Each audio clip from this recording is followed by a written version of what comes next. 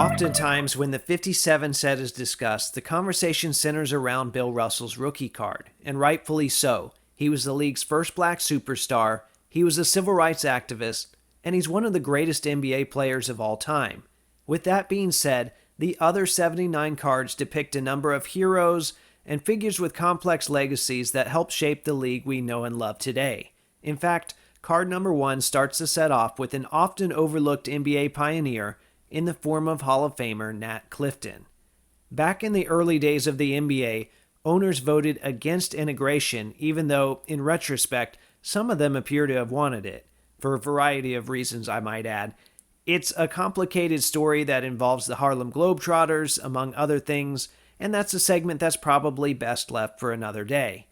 Anyway, come 1950, Knicks owner Ned Irish was desperate to add a star center to his squad. This prompted him to look beyond players that were eligible for an NBA roster, and subsequently, he threatened to abandon the league if the next vote pertaining to integration didn't pass. Well, it did. Barely, but it did. This was important in that it finally opened the door for other owners to sign or draft black players, guys you might have heard of like Chuck Cooper and Earl Lloyd. And Ned Irish eventually got a center like he wanted when he purchased Nat Clifton's contract from the Harlem Globetrotters. Not without a little more controversy in the process, of course. Clifton went on to play 8 total seasons in the NBA and was named an All-Star in 1957. Heading into his final season, he was traded to Detroit as part of a 5-player deal. Coincidentally, his 57 rookie card depicts that last year with the Pistons, so if you want anything of him in a Knicks uniform, you'll have to track down a 2014 Panini card that was produced upon his posthumous election to the Basketball Hall of Fame. Next up is George Yardley, a high-flying Hall of Famer that played 7 NBA seasons before abruptly calling it quits. But as you might imagine, those 7 seasons were really good. He made the All-Star team every year but one and was twice named All-NBA. And then in 1958, he was crowned the league scoring champ with an average of 27.8 points per game. The more time you spend digging around Yardley, the more interesting stuff you're going to find. For example, he skipped his rookie training camp and spent the summer on the beach instead. The Pistons GM mistook this for a holdout and added another $3,500 to the contract that Yardley would eventually sign.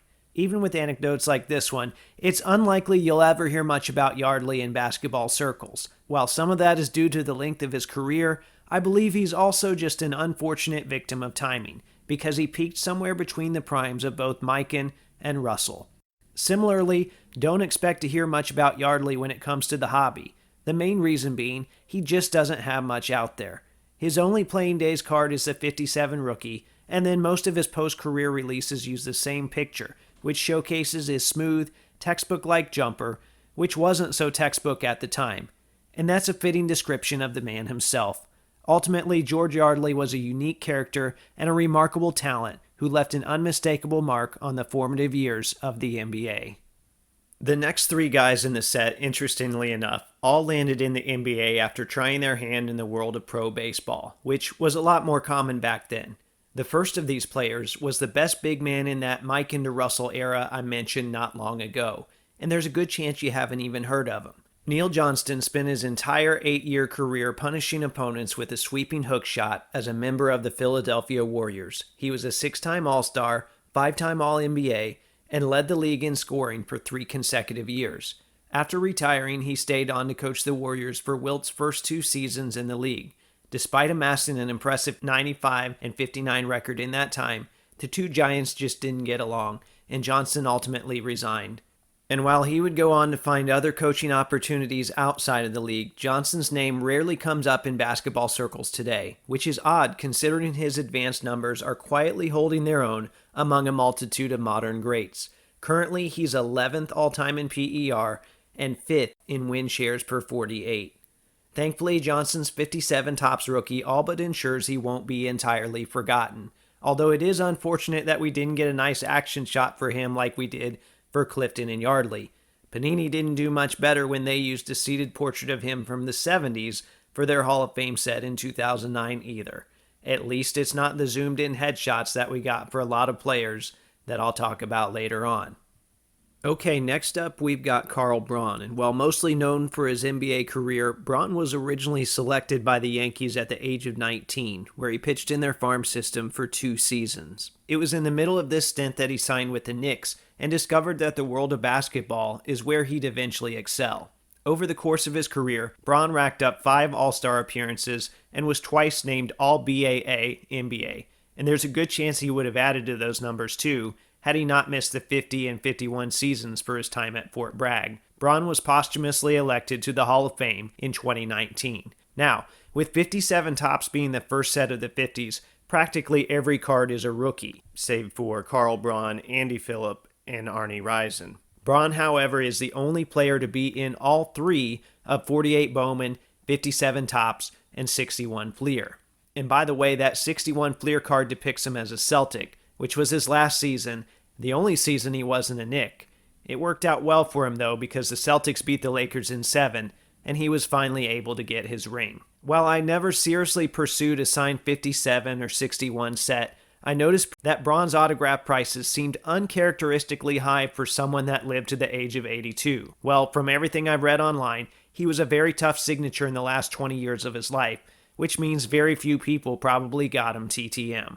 The unsigned copies, however, are still pretty easy to come by. I got my SGC 3.5 for about $75, and you can get them for even less today if you're patient.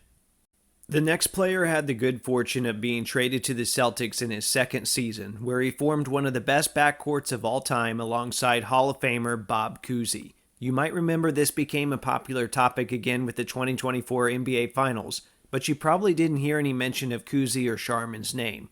Well, you probably should have. I'll get to Cousy in a little bit, but Bill Sharman was one of the most versatile guards in the early days of the NBA, and his one-handed set shot was more than likely the best of his era. The numbers don't lie. He was one of the first guards to regularly shoot over 40%, and he led the league in free throw percentage 7 times. On top of that, he was an 8-time All-Star, 4-time champ, and was named All-NBA First Team on 4 different occasions. The accolades continued into his post-playing career. As a head coach, he won an ABA title in 1971 and followed that up with an NBA title in 1972. Then in the 80s, he moved to the Lakers front office and ushered in another handful of titles from there too. So all in all, Bill Sharman had a pretty interesting basketball career. Now, while Sharman's 57 tops card is considered his true rookie, he appeared in a pair of non-traditional releases first. In 1950, he was part of an oversized Washington Capitals set produced in conjunction with 7-Up, although I would say that's technically not a real card. And then he was also included in a 1951 multi-sport set called Burt Ross, which coincidentally has his backcourt mate Bob Cousy's first card as well. But neither player is pictured in an NBA uniform. If you want that, it all starts with 57 tops, where Sharman is pictured with a great action shot of him dribbling to the left. Like the first 4 guys in the set, this card was double printed and is still relatively easy to acquire, all things considered. The number 6 card in the 57 top set is point guard George King, who spent the majority of his 7-year career with the Syracuse Nationals. Halfway through his stint in New York, the NBA introduced a 24-second shot clock, and in the process, helped move the league into the modern era. This impacted quite a few players in the 57 set, and similarly, the league at large. Teams couldn't just hold the ball and stall anymore. They had to get out and run a little. And many players experienced a boost in the box score as a result.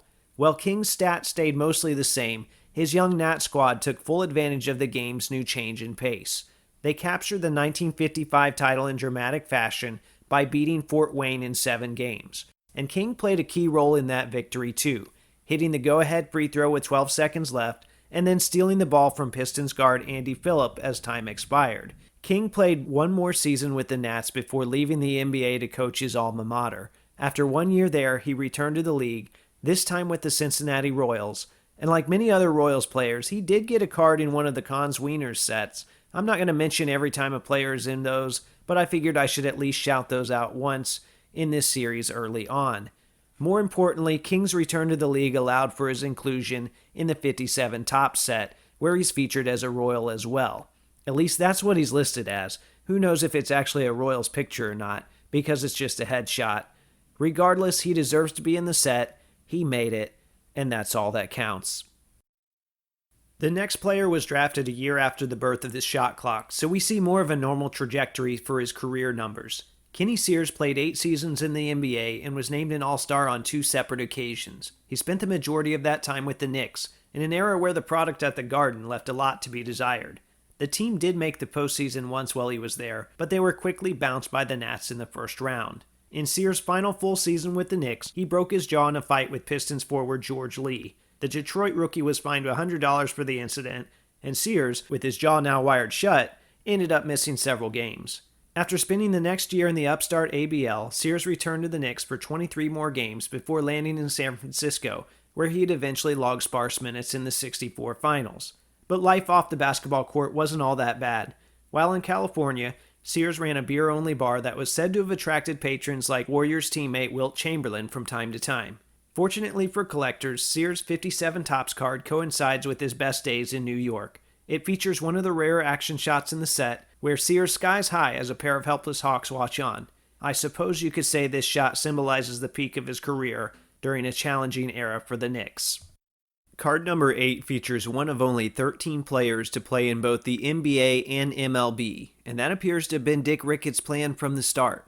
The Duquesne All-American was drafted number 1 overall by the Milwaukee Hawks and then signed with baseball's St. Louis Cardinals shortly after. Less than halfway through Ricketts' first NBA season, he was traded to the Royals so he could be closer to his minor league baseball job. It was during this time that Ricketts formed a close bond with teammate Maurice Stokes. One time, when a reporter asked Stokes if he cooked his own meals, the young forward humorously replied, "Heck no, I eat at Ricketts." Needless to say, Ricketts was deeply affected by Stokes' illness and subsequent paralysis in March of 1958. That August, Ricketts asked the Royals to place him on the retired list so he could narrow his focus to baseball. However, by November, he was back on the hardwood as a member of the Eastern Professional League's Rochester Colonels. Ricketts decided he could alternate between playing baseball in the summer and basketball in the winter. This plan was short-lived, though, as the Colonels folded after just 8 games.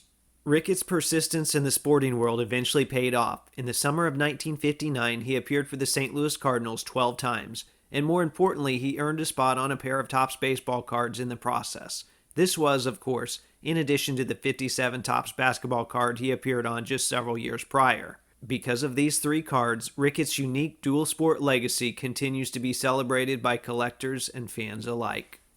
Alright, well there you have it. Like I said earlier, I hope to have the other 9 parts for you at some point over the next year. Maybe one of today's profiles really stood out to you. Feel free to reach out to me on social media.